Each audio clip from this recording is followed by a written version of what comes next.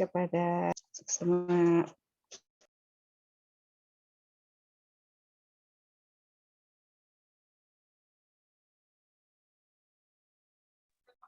Bu Tutinya keluar Pak Sena? Wah, terlempar ya sepertinya ya. Iya. Sinyal. Jadi bisa langsung dimulai aja mungkin ya.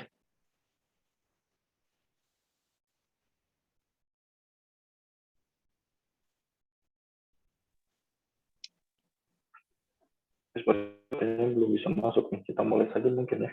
Ya, silakan Pak Sena. Baik.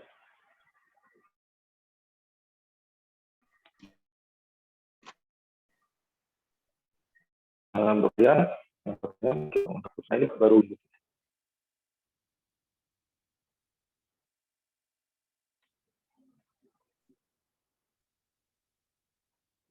Halo Bu Tuti, terlempar Bu Tuti ya.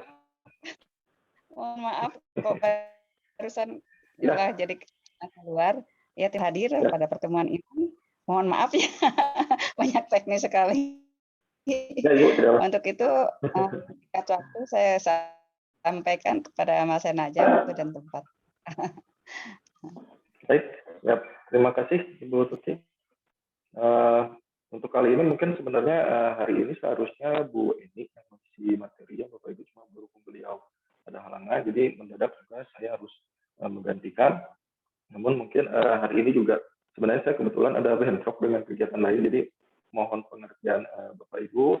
Mungkin nanti saya izin lebih cepat untuk menyelesaikan perkuliahan kali ini ya.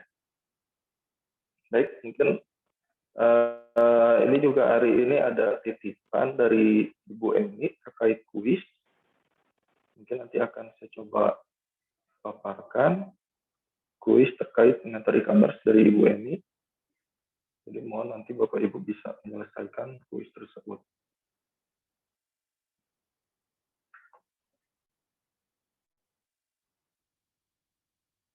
Izin share screen.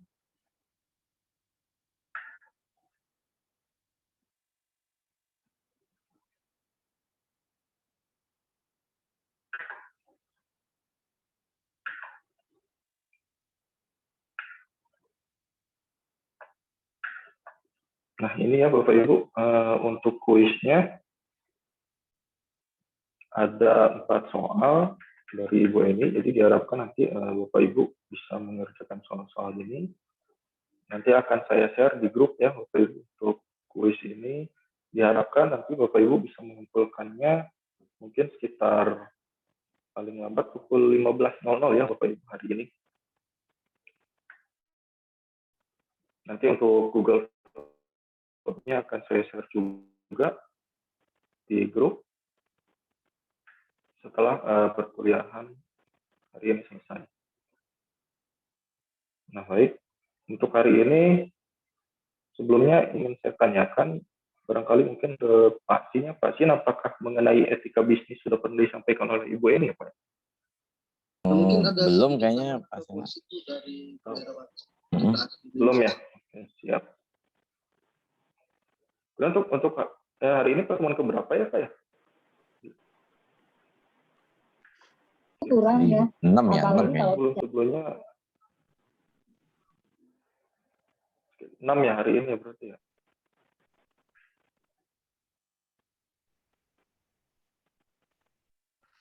Baik, mungkin kalau emang belum, sedikit saya ingin jelaskan juga terkait etika bisnis dalam perdagangan online. Dan Bapak Ibu juga selaku pelaku usaha sudah memahami ya Bapak Ibu untuk terkait etika bisnis ini seperti apa sih khususnya dalam perdagangan online atau e-commerce. Jadi di sini mungkin ketika kita berbicara etika ini sangat penting sekali dalam kehidupan sehari-hari ya Bapak Ibu. Jadi tidak hanya di sebatas dunia perbisnisan atau e-commerce, namun di kehidupan sehari-hari khususnya dalam dunia pendidikan pun etika ini sangat diperlukan. Karena dalam mata pelajaran pun sebenarnya mungkin tempat ada ya waktu itu budi pekerti atau mungkin seperti PPKN mungkin istilahnya dulu hampir kurang lebih itu juga mungkin ada mencakup juga terkait etika, namun tidak cara apa ya mungkin tidak ada khusus benar-benar mata pelajaran itu yang mengarah kepada bagaimana sih kita dalam beretika dalam kehidupan sehari-hari atau dalam berinteraksi dengan manusia lainnya mungkin. Mungkin disinilah sedikit saya ingin memaparkan terkait etika khususnya dalam dunia bisnis yang diawali yaitu etika ini diambil dari istilah ethos yaitu dalam bahasa Yunani, kemudian memunculkan antara adat istiadat dan kebiasaan. Nah, di sini juga kadang etika juga berbeda-beda ya Bapak Ibu di setiap daerah. Apalagi ketika kita di satu wilayah, biasanya yang bagi kita masih wajar atau masih batas wajar atau masih normal gitu, tapi di beberapa wilayah menganggap mungkin itu tidak sopan atau di luar etika. Nah, ini juga yang harus bisa kita sesuaikan antara adat istiadat atau kebiasaan di suatu wilayah ketika kita berbicara etika. Nah, definisi etika ini saya mencoba memaparkan secara umum dulu ya Bapak Ibu sebelum masuk kepada khusus dunia bisnis. Jadi etika ini yaitu dasar moral, yaitu nilai-nilai tentang apa yang baik dan buruk berkaitan dengan hak dan kewajiban. Kemudian pedoman perilaku, sikap, atau tindakan yang diterima dan diakui sehubungan dengan kegiatan manusia atau kelompok tertentu. Kemudian yang ketiga, yaitu proses pembelajaran mengenai hal-hal yang benar dan salah untuk melakukan hal yang benar. Yang terakhir, etika mengajarkan untuk berperilaku sesuai aturan yang berlaku di tengah masyarakat. Nah, sebenarnya sangat penting sekali ya Bapak Ibu, khususnya di dunia pendidikan gitu ya Bapak Ibu. Apalagi ketika saat ini banyak sekolah mengadakan online gitu, mungkin saya menganggap gitu secara pribadi untuk penilaian etika akan berkurang ya, tidak maksimal ya Bapak Ibu, berbeda ketika memang dilaksanakan sekolah melalui offline ataupun mungkin kuliah mungkin ya kalau di tingkatan universitas berbeda sekali antara Zoom dengan atau video conference atau offline. Karena dengan kita offline atau tatap muka sekolah menerapkan etika yang baik mungkin bisa dengan mudah ya Bapak Ibu. Contoh mungkin kalau dulu kita ketika sekolah kuku tidak boleh panjang misalnya atau rambut tidak boleh panjang gitu kan, salah satu mengajarkan suatu etika di dunia pendidikan khususnya. Namun ketika kita melalui online hal-hal tersebut mungkin kurang bisa diterapkan gitu karena kita cukup sulit ketika tidak saling bertatap muka, hanya mengandalkan suatu layar gitu ya.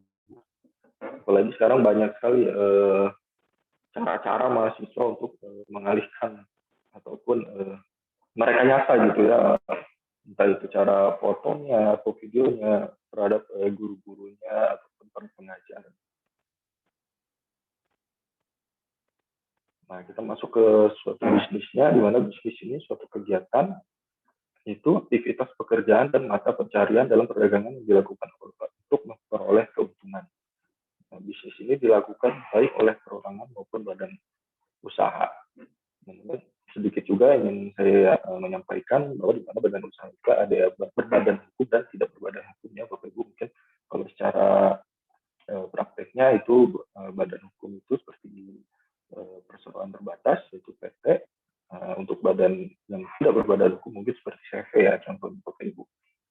Untuk membedakannya mungkin khususnya lebih kepada kalau PT itu kita untuk hartanya pasti terpisah gitu dengan kepribadi berbeda dengan CV. Dan itu singkat saja terkait badan usaha yang berbadan hukum dan tidak berbadan hukum. Nah, etika bisnis sebagai suatu sikap dan kegiatan di mana wilayah penerapan prinsip-prinsip moral umum pada wilayah tindak manusia di bidang ekonomi khususnya bisnis. Jadi secara hakiki sasaran etika bisnis adalah perilaku moral pebisnis yang berkegiatan ekonomi.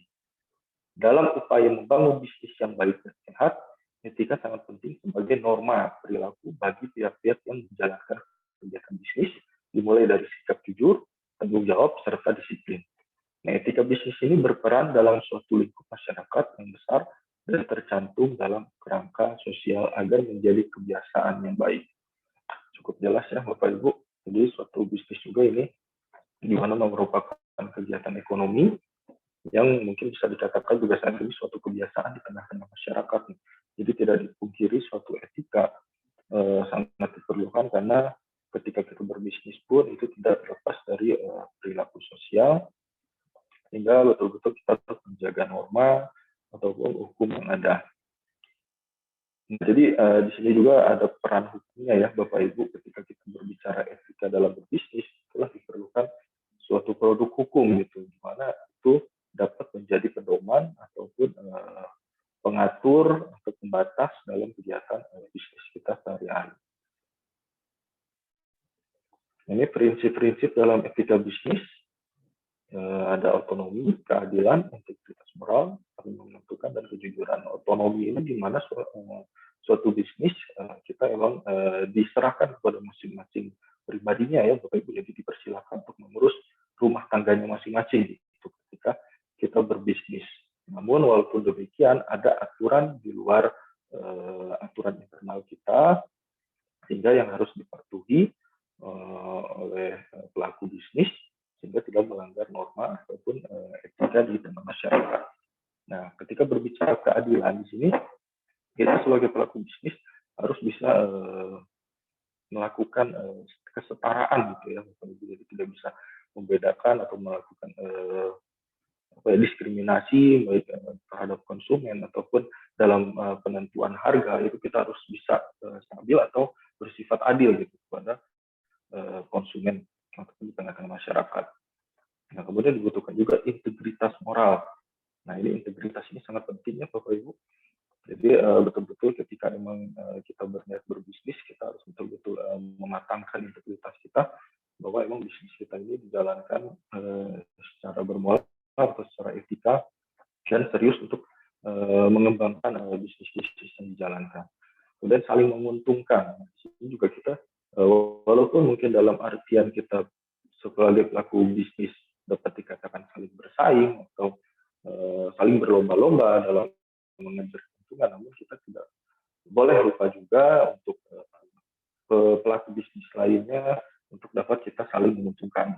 Di sini juga mungkin ada peran di mana mungkin sepintas pernah disampaikan oleh Bu Eni juga terkait persaingan usaha tidak sehat ya Bapak Ibu. Nah, di sini mungkin disinilah kita harus bisa menerapkan saling menguntungkan tanpa harus melakukan persaingan yang tidak sehat.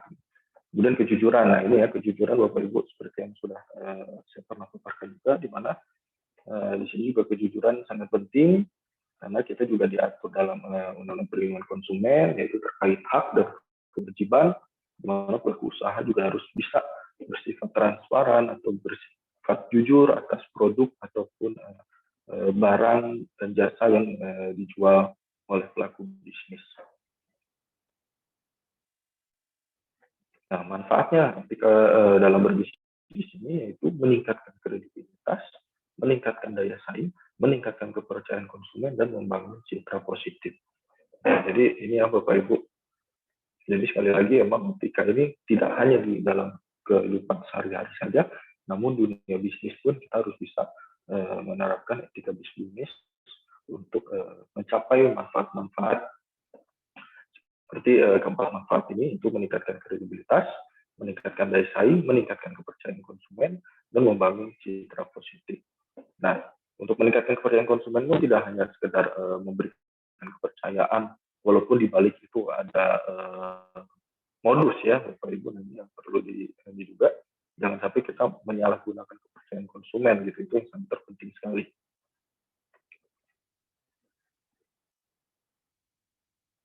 Nah, kemudian kita masuk kepada e-commerce-nya, di mana mungkin itu juga pernah disampaikan ya Bapak Ibu di awal-awal perkuliahan, di mana dengan harinya e-commerce ini itu merupakan dampak dari globalisasi.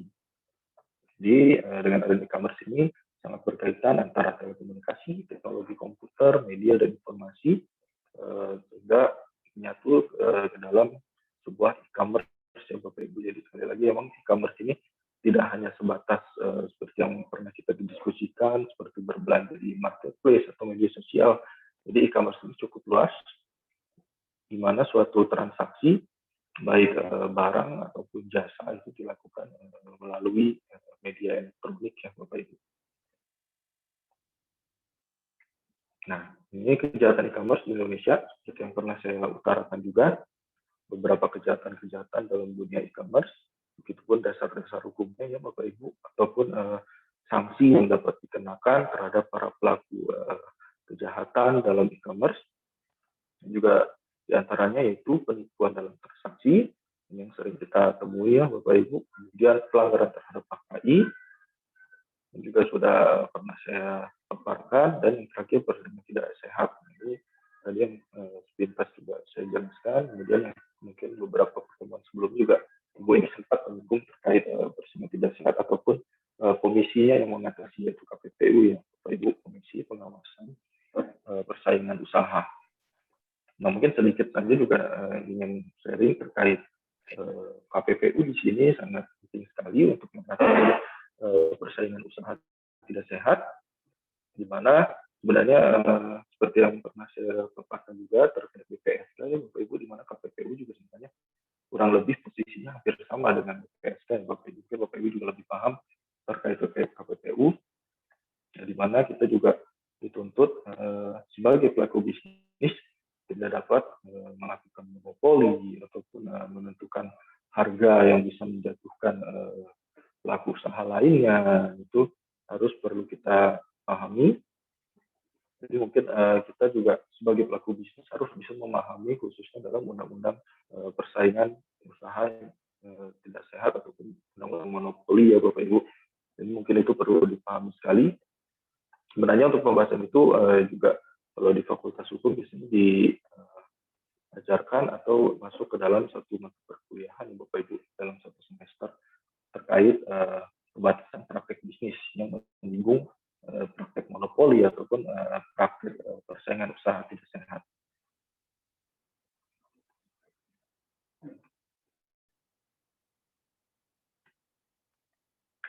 Nah, kemudian keterkaitan antara etika bisnis dan hukum ini tadi juga sudah sedikit disampaikan ya Bapak Ibu.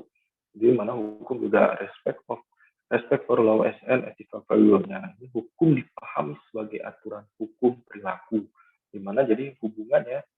Sedangkan tujuan etika bisnis adalah penentuan standar moral dan norma perilaku yang sama untuk dijadikan sebagai titik acuan dalam menerapkan hukuman, sehingga dapat menetapkan rekomendasi tentang adanya perintah dan larangan. Nah, jadi tidak dipungkiri, etika juga tidak akan bisa diterapkan ya Bapak Ibu tanpa adanya hukum. Walaupun mungkin kita juga mengenal dengan hukum adat atau kebiasaan yang Bapak Ibu ataupun norma yang sudah ada di tengah masyarakat. Jadi, namun dengan adanya hukum ataupun suatu peraturan perundang-undangan itu bisa lebih mendukung penerapan etika khususnya dalam berbisnis seperti yang pernah saya sampaikan, seperti adanya undang-undang ITE, perlindungan konsumen. Nah itu suatu bentuk di mana hukum ini juga diperlukan untuk menegakkan etika atau membatasi perilaku-perilaku pelaku bisnis dalam melakukan usahanya. Jadi jelas sekali Bapak Ibu antara etika dalam berbisnis dan hukum ini sangat berkaitan dan sangat sangat melengkapi gitu sebagai pendorong berjalannya suatu kegiatan berbisnis.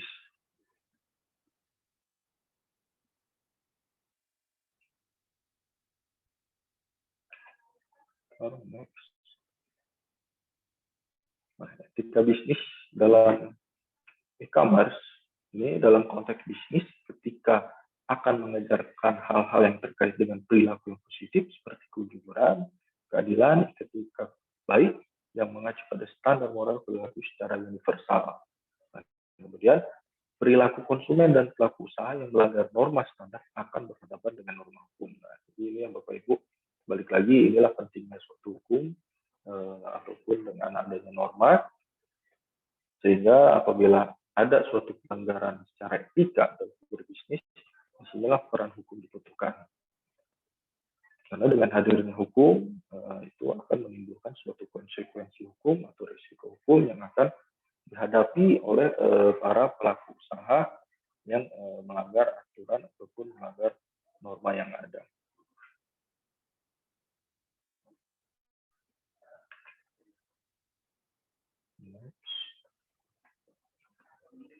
Nah, selanjutnya peranan hukum dalam kegiatan e-commerce yang tadi sudah diutarakan juga Bapak Ibu. Hukum sebagai penetapan standar perilaku atau standard of conduct. Nah, di sini pentingnya hukum diperlukan untuk sebagai standar ya Bapak Ibu. Di mana jadi dengan adanya standar ini juga dapat digunakan oleh pelaku usaha sebagai patokan ataupun pedoman ketika kita melakukan jual beli barang ataupun suatu jasa. Nah, pertama itu pemberian dan penegakan sanksi bagi pihak-pihak yang melanggar ketentuan perjanjian yang telah disepakati. Nah, ini yang pernah saya utarakan juga ya Bapak Ibu, di mana hukum di Indonesia juga dapat dikatakan cukup memadai atau bisa mengcover khususnya dalam pelanggaran-pelanggaran dalam berbisnis ya Bapak Ibu. Dan dalam perjanjian pun juga seperti tadi ya Bapak Ibu, bagaimana ketika penyelesaian prestasi atau penyelesaian dalam hal-hal pelanggaran perjanjian. Kemudian yang kedua, perlindungan di bidang hak seperti hak cipta, hak merek, hak paten, perlindungan rahasia dagang, desain industri seperti yang saya paparkan. Ini juga suatu gambaran atau bukti bahwa di mana hukum sangat diperlukan khususnya dalam perlindungan di bidang HKI ya Bapak Ibu. Karena dalam kita berbisnis tidak terlepas juga dari bidang-bidang HKI, sehingga diperlukan suatu perlindungan. Seperti contohnya undang-undang hak cipta, undang-undang hak paten, sebagaimana yang pernah saya jelaskan di pertemuan sebelumnya. Kemudian penegakan hukum dalam perlindungan konsumen dan persaingan usaha tidak sehat. Nah, ini juga ya Bapak Ibu, tidak terlepas lagi peran hukum ini dalam kegiatan bisnis di e-commerce itu yaitu sebagai perlindungan konsumen dan agar adanya pembatasan praktek bisnis supaya para pelaku usaha tidak melakukan persaingan usaha tidak sehat seperti kalau dalam undang-undangnya seperti perbuatan monopoli atau penentuan harga yang di bawah standar gitu ya Bapak Ibu. Mungkin kasusnya juga cukup banyak ya Bapak Ibu untuk terkait persaingan usaha tidak sehat ini. Nah, peraturan-peraturan hukum yang berkaitan dengan kegiatan e-commerce. Nah, ini yang pernah saya utarakan juga ya Bapak Ibu. Di mana yang pertama Undang-Undang ITE, kemudian yang kedua Undang-Undang Perlindungan Konsumen, dan yang ketiga Undang-Undang Persaingan Usaha Tidak Sehat. Nah, jadi ketika kita berbicara etika bisnis, khususnya dalam e-commerce, itu tidak akan terlepas dari peraturan-peraturan ini ya Bapak Ibu. Jadi mungkin Bapak Ibu sebagai jurangan, sebagai pelaku usaha dapat lebih memahami seminimal-minimalnya peraturan-peraturan hukum yang ketiga ini agar kita dalam berbisnis tidak menghadapi suatu permasalahan hukum ke depannya.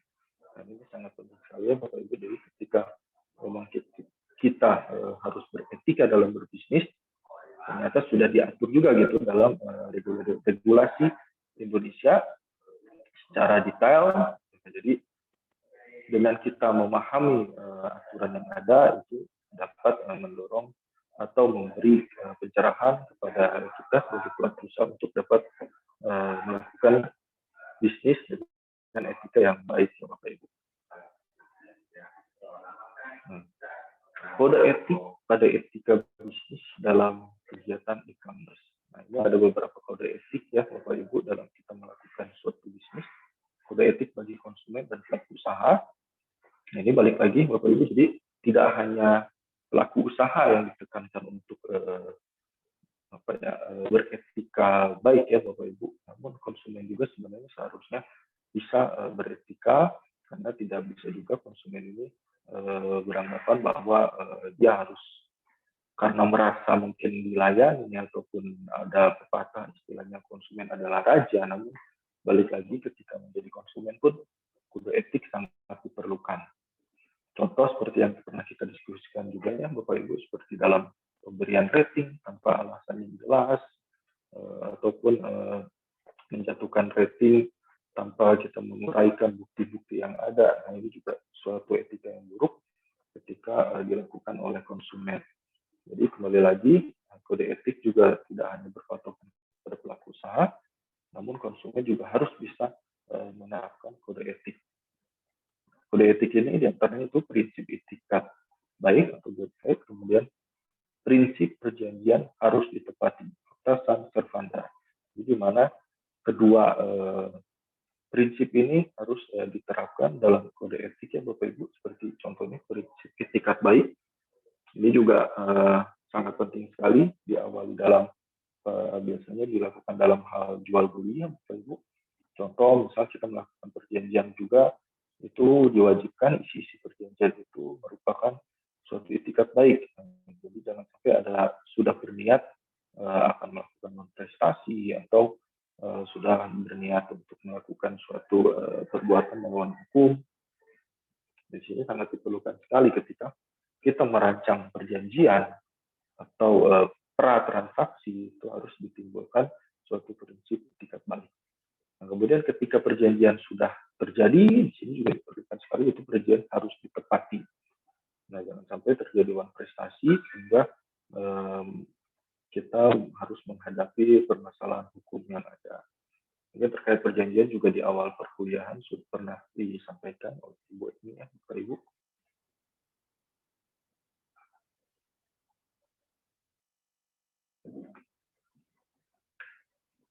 Nah, kemudian etika bisnis sebagai pola perilaku penting dalam kegiatan e-commerce. Yang pertama, mendorong kesadaran moral dan memberikan batasan-batasan bagi pelaku usaha untuk menjalankan good business. Kemudian, bahwa aktivitas bisnis adalah sama dengan aktivitas masyarakat lainnya, tidak akan dapat berlangsung kecuali para pelakunya mematuhi standar etika yang ada. Kemudian yang terakhir, dengan etika bisnis, pelaku bisnis memiliki aturan yang dapat mengarahkan untuk mewujudkan citra dan manajemen bisnis yang baik, sehingga dapat diikuti oleh semua orang yang mempercayai bahwa bisnis tersebut memiliki etika yang baik. Jadi salah satu tujuan kita menerapkan etika yang baik juga dalam berbisnis, yaitu untuk meningkatkan kepercayaan konsumennya, Bapak Ibu, karena itu cukup susah sekali untuk meningkatkan kepercayaan kepada konsumen, karena sekalinya konsumen kecewa atau sudah tidak percaya lagi, nah itu cukup sulit sekali untuk kita bisa meyakinkan kembali.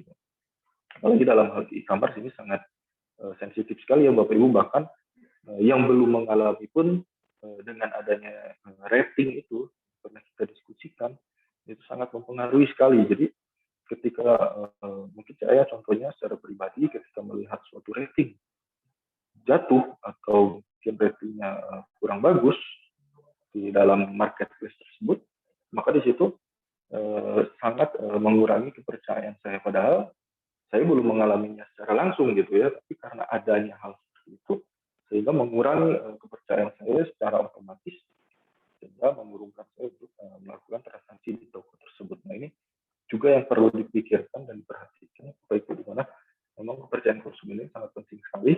Bahkan ketika bukan konsumen itu yang mengalami, itu bisa mempengaruhi juga. Jadi sungguh sangat berhati-hati ketika kita mengecewakan satu konsumen, bahkan bisa mengurangi kepercayaan konsumen lainnya yang notabene ini sebenarnya mereka juga belum mengalaminya langsung gitu, baru hanya kata-kata ataupun mulut ke mulut sampaikan bahwa toko ini begini, sehingga itu dapat mengurangi kepercayaan. Jadi di sini kita harus berhati-hati sebagai pelaku usaha, harus bisa mempertahankan kepercayaan konsumen dengan melakukan etika yang baik dalam berbisnis. Nah, mungkin itu sedikit yang bisa saya paparkan terkait etika dalam berbisnis, Bapak Ibu.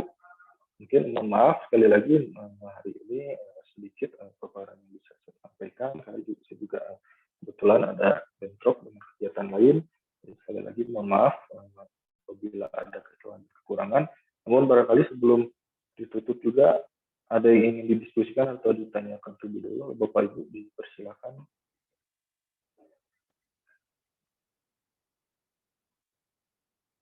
Untuk daftar hadir sudah ada ya Bapak Ibu?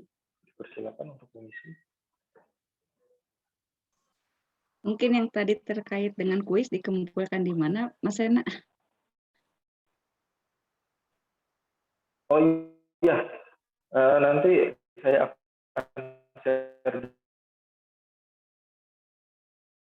di untuk ya quiz kan saya satu Di grup semua ada. oleh Pak Din ya, ya. Mungkin share di situ baru Google Form-nya yang nanti Bapak Ibu kumpul. Kalau tidak ada yang kan mendadak juga tadi Bu Eni tiba-tiba ada halangan, jadi saya harus menggantikan beliau dan menyampaikan tadi kuis dari Bu Eni.